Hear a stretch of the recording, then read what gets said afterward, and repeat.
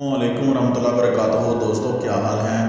آج کا جو واقعہ ہے شیخ منصور بن عمار کی 4 دعائیں۔ ایک دن جو ہے ایک مالدار شرابی کی رئیسے میں جو ہے آدمی نے اپنی مجلس میں شراب کے ساتھی کو جمع کر لیا اور پھر اپنے غلام کو 4 درہم دیے تاکہ وہ مجلس والوں کے لیے جو ہے وہ پھل خرید لائے۔ اور غلام دور بزرگ شیخ نے جب ہاتھ اللہ کی طرف اٹھائے، اللہ کی بارگاہ میں اٹھائے، تو لوگوں نے اس پر آمین کہی۔ اور پھر شیخ نے دوسری دعا کی کہ غلام نے کہا کہ اللہ مجھے مزید 4 درہم دے دے، تو شیخ نے کہا کہ یہ لوگوں نے آمین کہی۔ پھر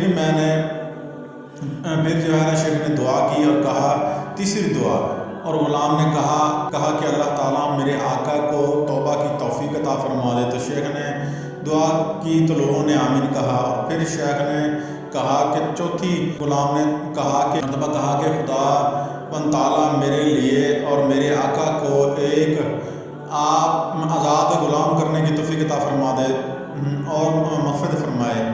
تو شیخ نے دعا کی اور لوگوں نے کہا آمین۔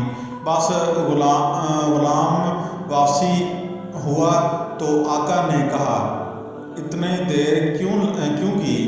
تو غلام نے پورا قصہ بیان کر دیا۔ تو آقا نے کہا کیا دعا کروائی؟